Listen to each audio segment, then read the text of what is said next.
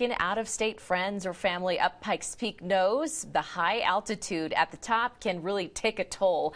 In fact, every year, dozens of people get a case of altitude sickness so bad it requires emergency medical care. Here's what you may not have known. The risk to visitors can dramatically increase during specific weather patterns. In our special report tonight, KRDO 13 weather forecaster Julia Donovan shows us a new system being put in place that will help avert some of those scary situations.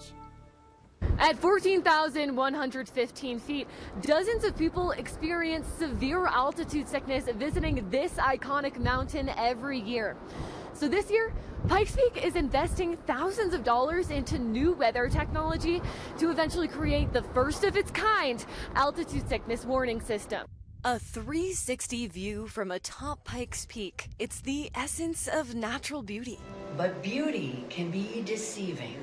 We see people underestimating Pikes Peak every day. Out of more than 1 million visitors who travel up Pikes Peak per year, Going to the top? Going to the top, sir. mountain manager Skylar Rorabow says around a quarter of those people experience things like shortness of breath or fatigue due to altitude sickness, the result of low oxygen in your blood at higher elevations. My dad's in the car kind of laying down because it hit him pretty hard. It's a little bit woozy. Kind of hurt my ego because I'm an athlete. But sometimes altitude sickness can be much more severe, usually for people with pre-existing health conditions like lung problems. Fluid collects and builds up in your lungs and can actually be fatal if not treated. The same process can occur inside of your brain, and the edema and swelling can result in altered mental status, seizures, coma, and death. Last year, 42 people were taken down the mountain in ambulances. 3 others rushed to the hospital via med flight. While Pikes Peak workers currently hand out brochures warning people about the risk and list them on their website and receipts, these emergencies still happen, so they want to do more. Some days are worse than others due to the weather. As low pressure systems move in,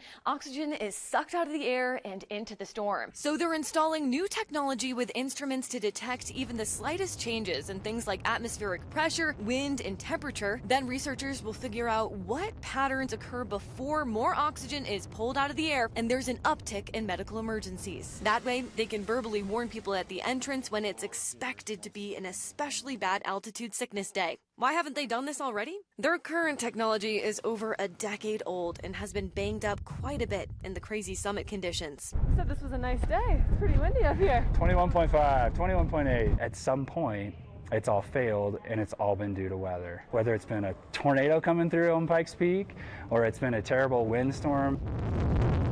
The new $40,000 technology will be more durable and accurate. Ultimate goal is to keep everybody safe. I think that would be super good because I know coming up, we're like, oh, our ears are popping. We're like, it's not going to be that bad. And then we got out. I was like, I don't think I can do this. We're told the new weather technology will be installed here on the Pikes Peak summit as early as this spring. Reporting from Pikes Peak, Julia Donovan, KRDO 13. What a great system. Yeah, Very absolutely. usable. I'm sure hikers could use it as well, hiking up, knowing what kind of conditions they're going to find at the top when they get there. Good point.